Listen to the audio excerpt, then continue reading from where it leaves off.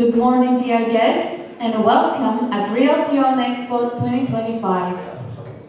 We've been looking forward to this moment, and the wait is finally over. My name is Despina, and I will be your host here at the speaker forum over the next few days. Together, we'll dive into the latest trends, breakthroughs, and challenges shaping the real estate industry today, guided by some of the most respected professionals in the field. We're kicking things off with a powerful opening session, Real Estate Investment Outlook, Opportunities and Challenges. Joining us for this unfiltered conversation are two outstanding leaders who bring deep insight and experience to the table.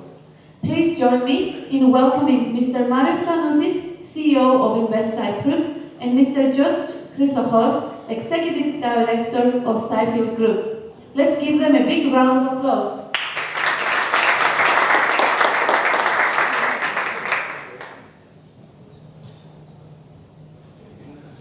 Good morning.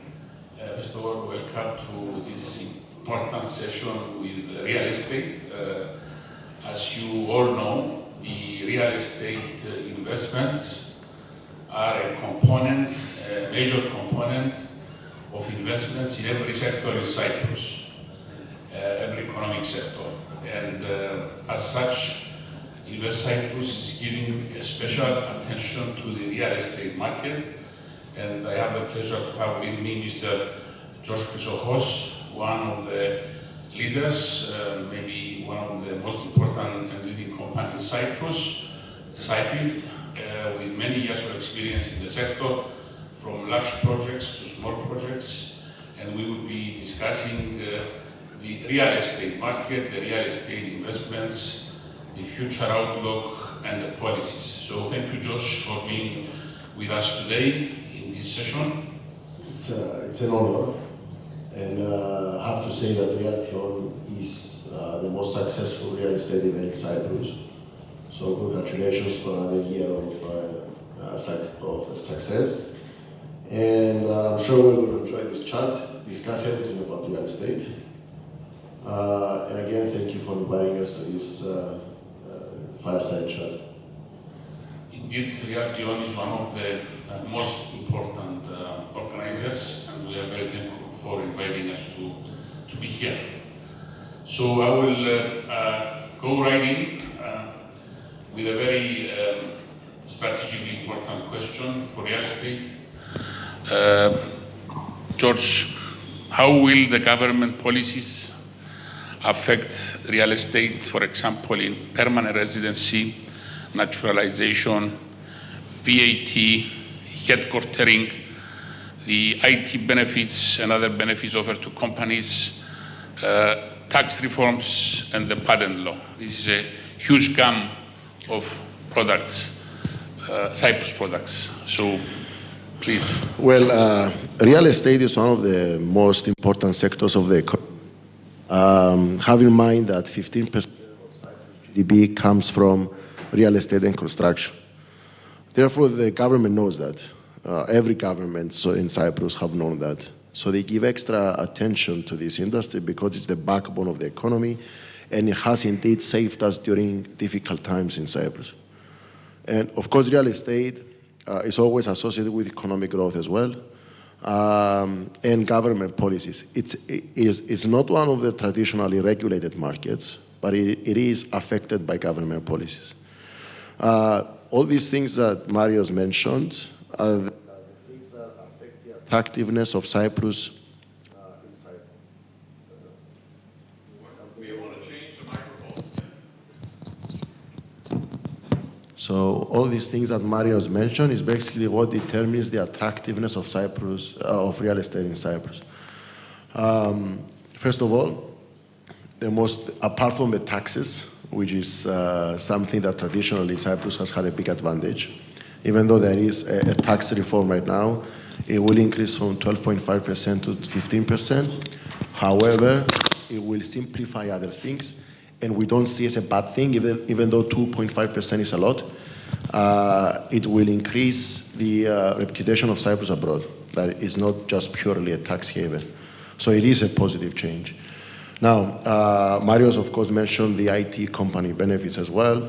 Cyprus will have one of the simplest and easiest patent registration laws. We do give visas to third country nationals for IT purposes as well. It's one of the fastest ways to get a visa in Cyprus. So all these things are increasing again the attractiveness of Cyprus. In Cyprus, we have a very solid and strong funds regulation as well. For example, in Cyprus, you can have alternative investment funds, but in Greece, you cannot. So Greece, which is often a very comparable country to ours, that we can compare our policies, shows the big advantage of Cyprus also in the fund sector, and that's why there's so many coming in Cyprus. The government lately also changed the VAT on real estate. That we expect will have some effect on real estate. However, anyway, most of the transactions in real estate in Cyprus are below the threshold of the new VAT law. So only the bigger units, more expensive units will be affected. But even there, all developers in Cyprus are rushed to submit permits before the VAT change. So we are still living in an era, most of the transactions are still happening with properties that were submitted before October 23. So we do have some time to catch on with that regulation. So the other thing that VAT will cause, and that's another concern we have, is the so-called urban sprawl. Like people will have to move to the outskirts of the cities, where the land is cheaper, in order to be also below the threshold of the 475,000 euros.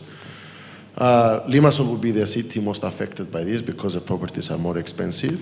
But again, there is a lot of backlog of properties for this transition to be as smooth as possible. Thank you, George. One of the important issues regarding investors and investments, and specifically real estate, it's the full access of Cyprus into Schengen. As Invest Cyprus, we do receive a lot of inquiries by investors very frequently. When will Cyprus be a full member in the Schengen? So I know the government is working very hard on this. There was an event a few weeks ago where the Minister of Foreign Affairs explained the procedure. It was an open event. But I would like to ask you, George, how will this entry into Schengen affect specifically the real estate market? Yes, everybody's expecting that. We are all excited about Schengen entry. First of all, it will make the investment for permanent residence in Cyprus way more attractive. However, you should expect an increase on the amount. There is no chance that the European Union will allow Cyprus to have Schengen visa with only 300,000 euros. We've seen Greece, they have raised this to 400 and 800,000 on rural and urban areas. We've seen Spain and Portugal abandoning the scheme altogether because of increasing real estate prices because of the golden visa. I don't think we are there yet. Cyprus has a strong performance in supplying new units. So it's not a matter of escalating prices.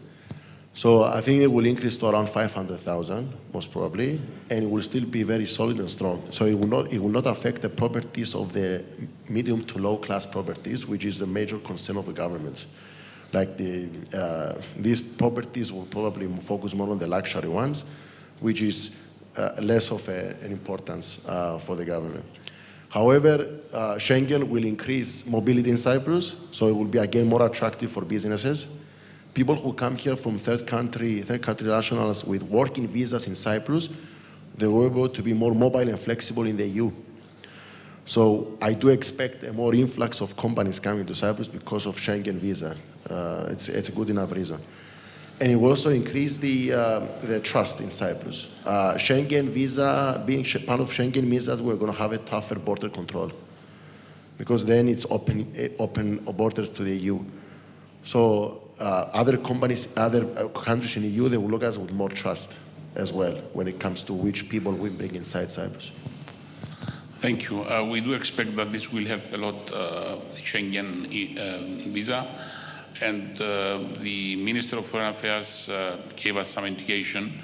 So we expect this to be by the beginning of next year, end of this year, I think, up and running. Now, a very important issue is the geopolitics.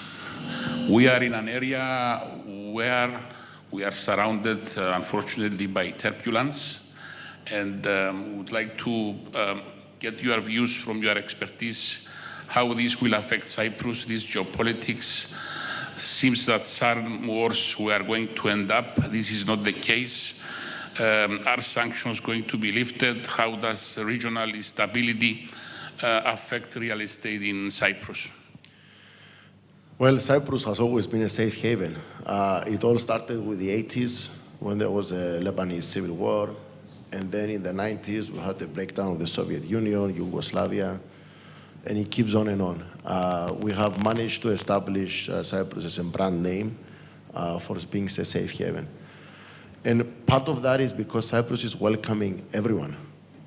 We have seen our president 3 days ago visited Israel, and he went to see Mr. Netanyahu, the president of Israel, and the next day he went to visit Mr. Abbas, the president of Palestine. And that did not affect at all the excellent relationship we have with Israel. So it shows that Cyprus is fair. Cyprus, no matter where you're from, no matter what the international conflict is, it is very welcoming. And we have seen this influx happening specifically from 22 with the war in Ukraine, and we've seen it happening with Israel in the later years. And some people are saying, well, these wars will be over at some point. But most of these people who came to Cyprus from these countries are already settled now. I don't think they're going back. Once you experience turbulence and you find safety, of course, everybody's missing home, but stability is more important. So I don't think Cyprus will have an issue after the wars end. On the contrary, we have enhanced our reputation as a safe haven. So that will continue happening. I mean, the main problem now is the huge global trade war, which is happening. We started from the United States, Mr. Trump. Cyprus is not importing or exporting anything important to the United States. So we're not going to have any direct issue. We might have a long-term issue, an indirect effect, because of the global economy turbulence. Cyprus is dependent on tourism and foreign investment. So we will see how that turns out.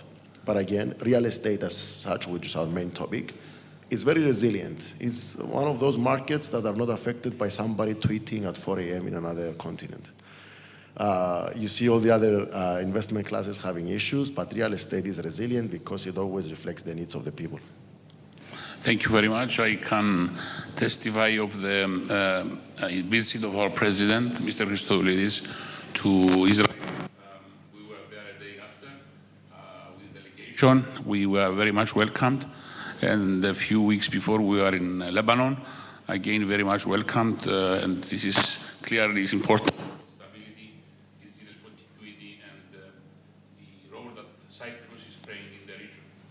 Moving on to the next question, what would be the macroeconomic factors such as interest rates, growth, credit ratings?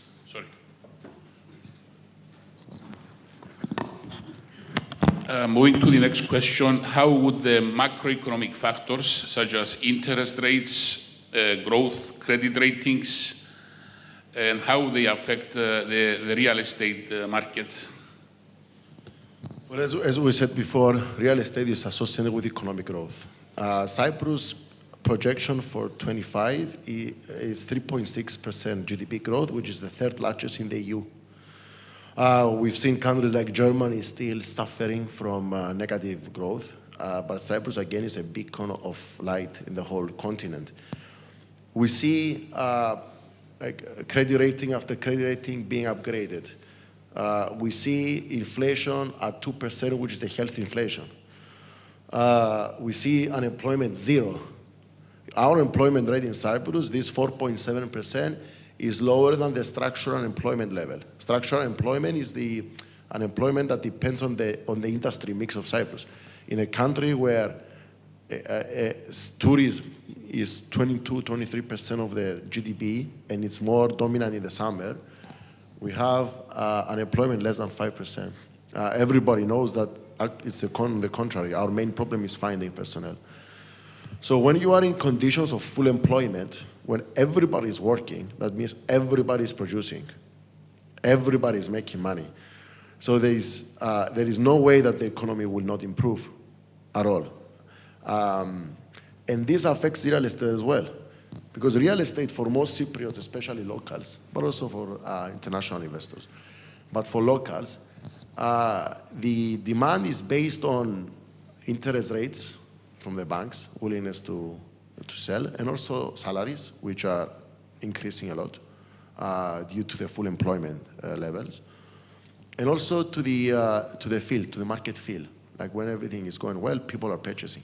And real estate in Cyprus is one of the very few investment options. Everybody knows that in Cyprus, everybody loves real estate. We have a very weak stock market. We don't have lots of options when it comes to bonds. On the international stock market, we've seen a lot of turbulence. So with economic growth and with more liquidity in the market, real estate will still keep rising and the demand will remain strong. So yes, economic growth is 100% associated with real estate performance. Thank you very much indeed. And regarding the some facts and figures and the real estate trends, some statistics per city, what do you see from your expertise in prices, demand? That would be very useful. Yes. So we have the latest reports. KPMG, PwC, RICS are issuing reports on and some other startups like Asquat. What we have seen is a strong transaction volume and number of transactions, both in value and numbers from 24, 23. The shift was very small. There was a slight decrease in the transactions in Paphos, Larnaca, Limassol, and Famagusta area. However, Nicosia had an increase, so it's always the underdog, Nicosia. It's a city where it gets less and less attention, especially from international buyers. But Nicosia is performing well for two reasons. The first reason is that Limassol is saturated. Everybody knows that. Limassol needs a lot of hard and soft infrastructure. It needs schools, it needs hospitals, it needs roads. So it's kind of getting full in a way. And of course, have gone up significantly. So many international companies are also looking at other cities as well. Even Paphos, which traditionally was a more leisure vacation place, is even getting some companies. But the most safe option is Nicosia due to the size. It's easier to find talent. It's easier to get established there. All the regulatory authorities are there and the service industry. So we've seen this increase. Also, the second reason is Nicosia is probably the most local dominated real estate market. So with economic growth, with salaries rising, you expect the locals to be more active. And you see this effect more intensely in Nicosia as well. So thanks to this upward shift in Nicosia real estate market, we have seen a stable transaction volume between 23 and 24. 25, at least for the first 4 months, is continuing strongly. The momentum is there for all cities again. But I think that the city which has been performing surprisingly well is Nicosia due to the reasons we said earlier. Thank you. The housing issue, it's a very important issue that affects everyone. And the affordable housing policy is very important. We consider this also one of the issues at Invest Cyprus. How do you think it will affect the real estate market? Is it going to be successful? We have seen governments trying to solve the housing issue throughout Europe and also in Cyprus for a few years. The biggest concern, you're going to hear it a lot these 2 days and with other discussions as well, especially the technology and forex companies are dealing with housing shortage. Everybody's saying that people, this is the fifth one. Hopefully, one. My voice is loud. Should I drop the mic? There you go.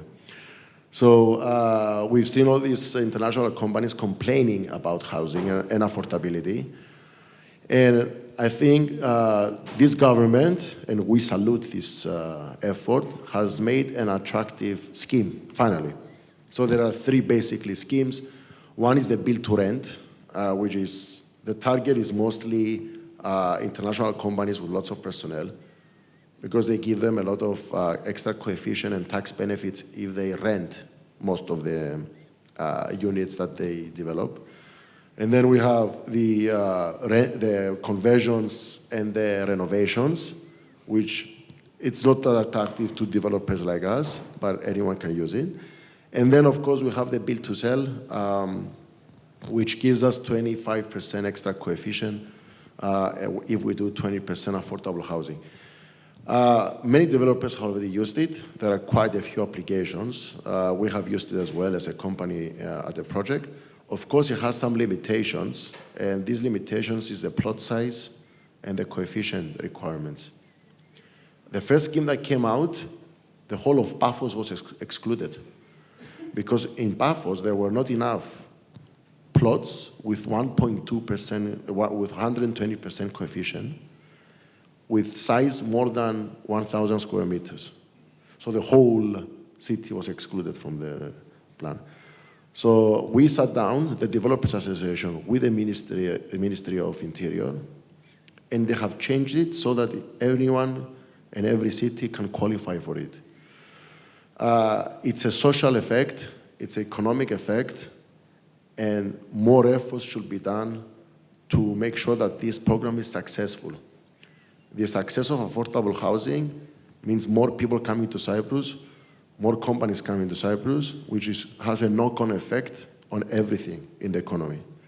So what we can say as developers is that we are going to support this scheme, 100%. Thank you. This is very important to know, a very important issue, the affordable housing.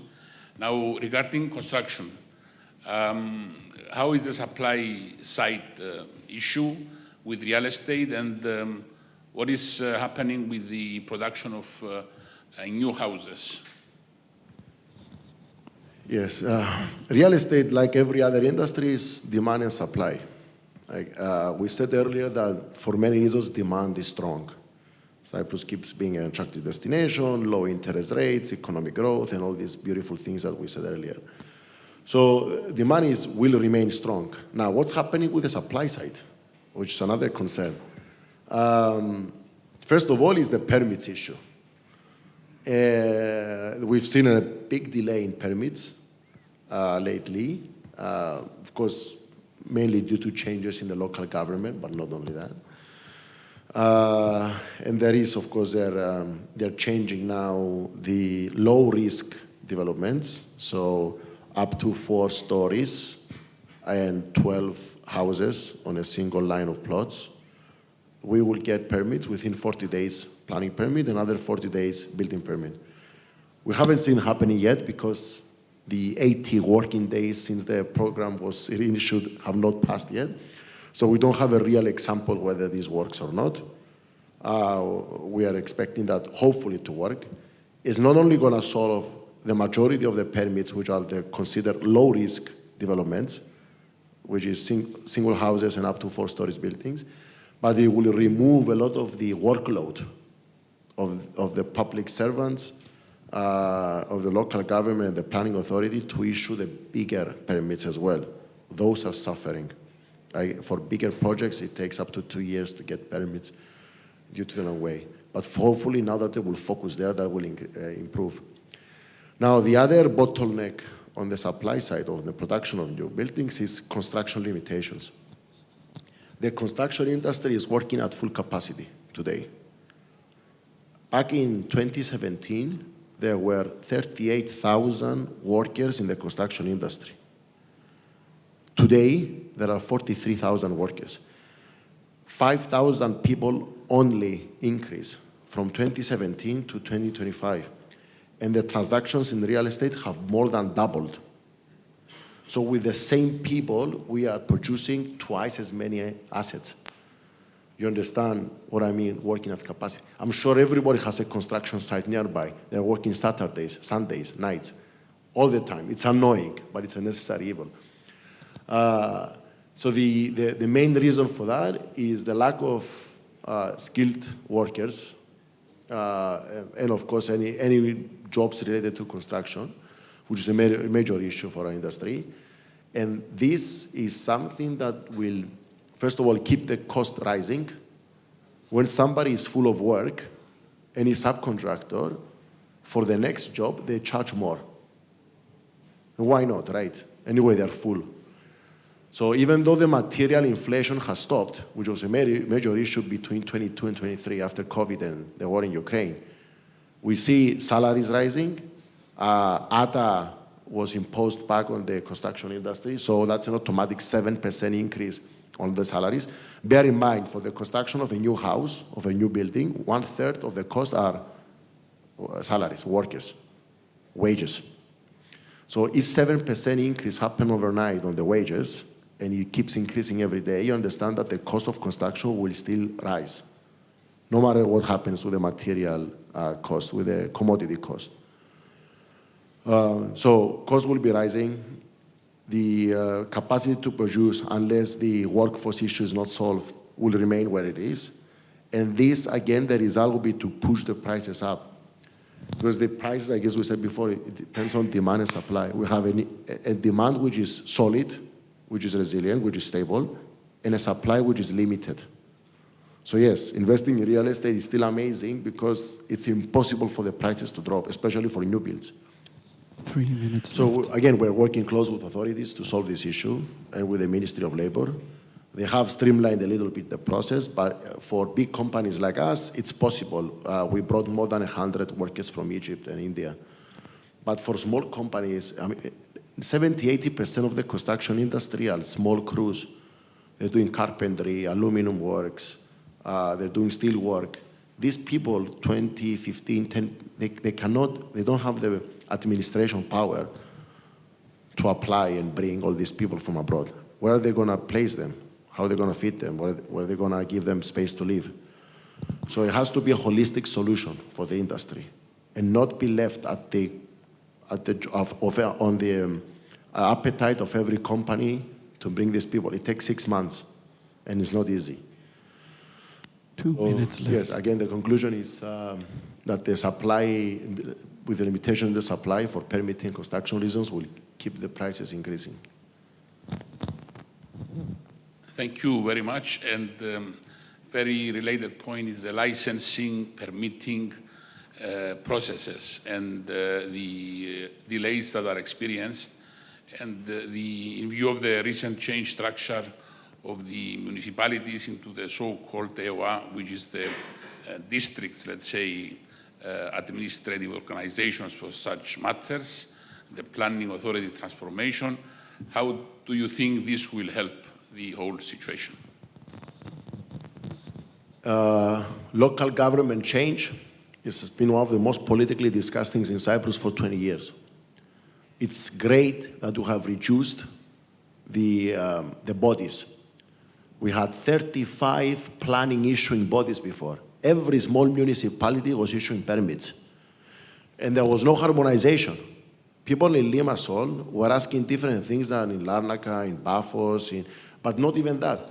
Lacha was asking different things than Strovolos. Polemidia was asking different things than Ipsonas. Different times. So now all these things are one. So we have now 5 permit issuing bodies, 5 districts, that's it. It's a challenge. It's a step forward, but it's a challenge. They had to bring people from all the different municipalities and make them one team. Different cultures, different rules. So there was a nightmare at the beginning. It took them many months even to understand what they should be doing. So it was really challenging, and they still, some municipalities, some districts have still not yet caught up. Like Limassol and Larnaca are still suffering. Nicosia has been doing a lot better. They do have found some ways to tackle it. But Limassol, the backlog is still strong. So yes, we are hopeful. It's a step forward in the right direction, of course. And we do support them as much as we can as well. We do give them feedback. We try to help in any way. And the most important thing is the harmonization of the processes.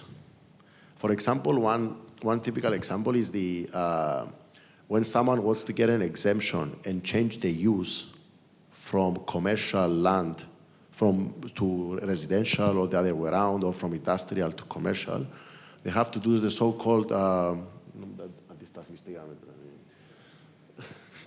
anyway, they have to do works for the local government in exchange. They have to pay money in exchange to get these permits.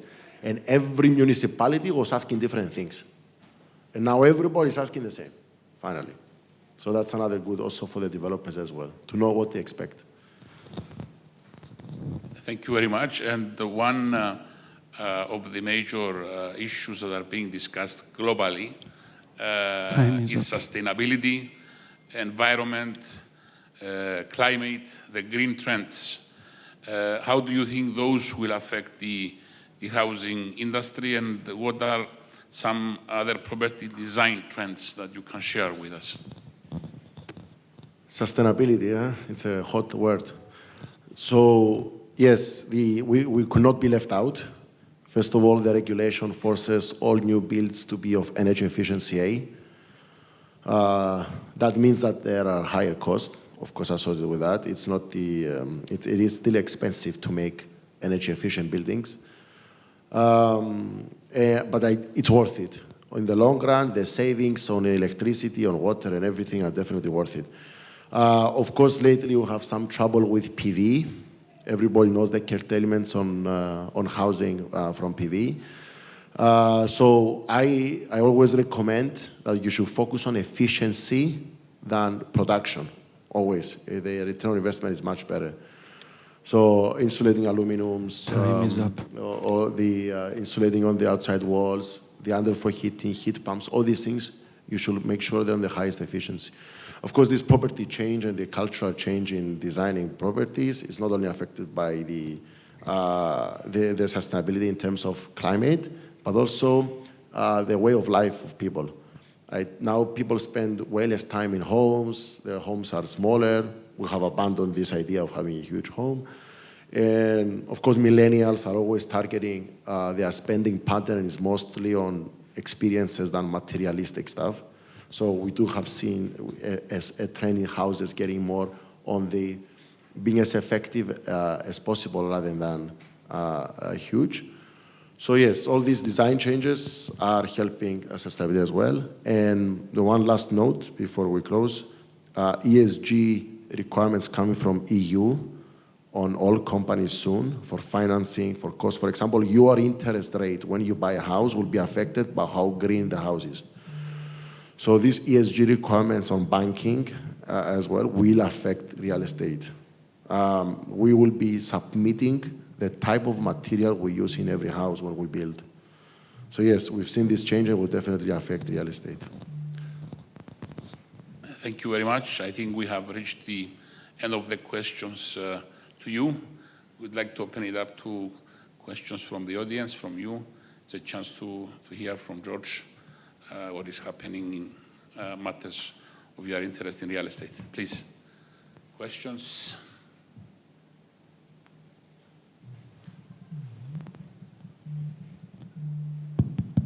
Thank you for the insight. Just one question. As we are seeing the consolidation of the banking sector in Cyprus, there will be less competition, bigger players. How do you see this impacting the construction sector and the real estate sector across segments, builders and buyers? Yeah, that's an amazing question. It's true that in Cyprus we love mortgage. most transactions are happening with banking loans. So everybody has this concern. However, in Cyprus, even though the competition will be less, significantly less, the interest rates that the banks are charging are significantly lower than other EU banks. And this is what the banking authority and the competition authority looks at when they approve these mergers. We have mortgage loans in Cyprus starting from 2.75% now, fixed for 5 years. And it varies from 2.75 to 3% on Bank of Cyprus, like 2.75 is Alpha Bank, 2.9 Hellenic, 3% Bank of Cyprus. Eurobank is not dealing with retail loans. So these are very low compared to what Europeans are paying. This is marginally higher than the Euribor. The Euribor currently is 2%. So the margin of the banks is only 0.75%. So yes, the consolidation is happening, but because the banks have a huge need to lend out money, they have a deposit to debt ratio of more than 2.5.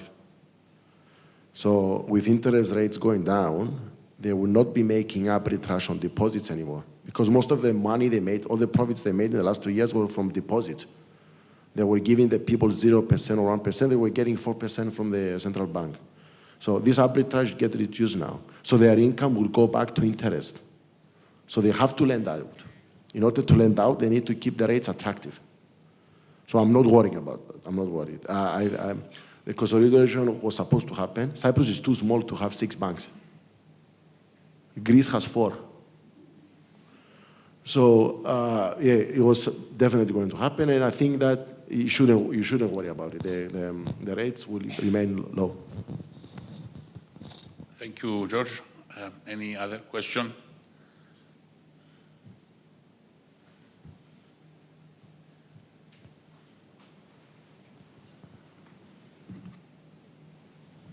Yes, one is the effect on the opening of the electricity market. So I know you are involved in that.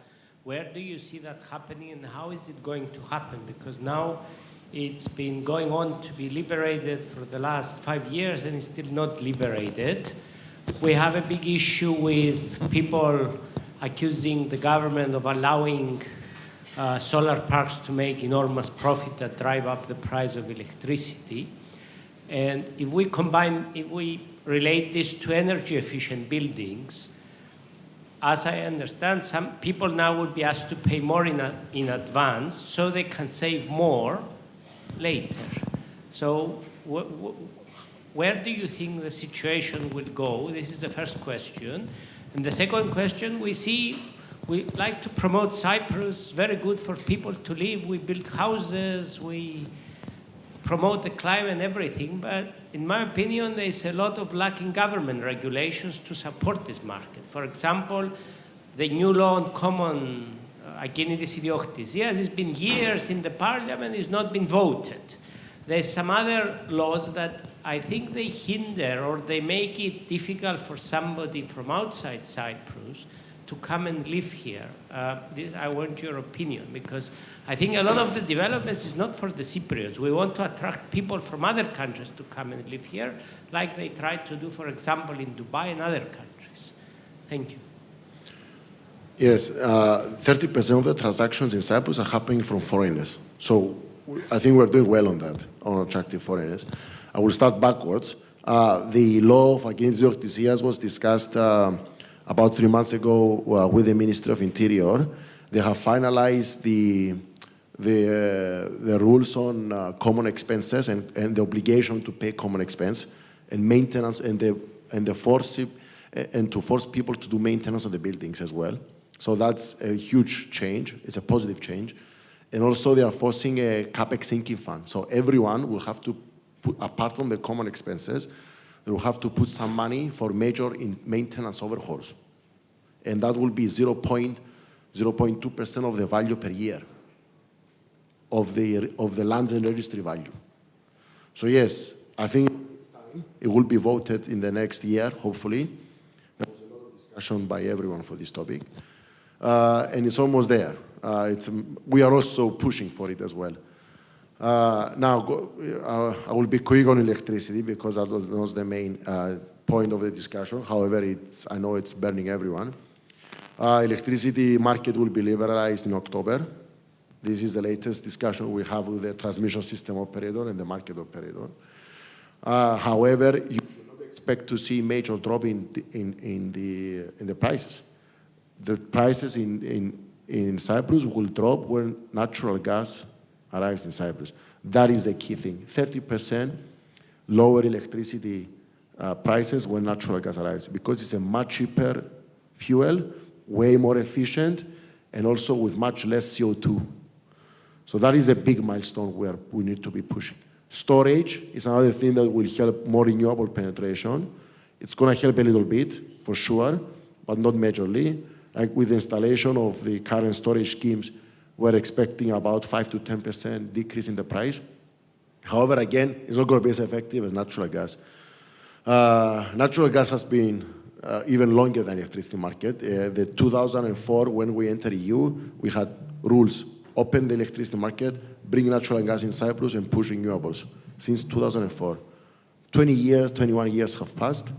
Hopefully, in the next 2 years, we're going to close all of them. So yes, we've been suffering. I agree with you. Thank you very much, George, for sharing these great insights. I think we are running out of time.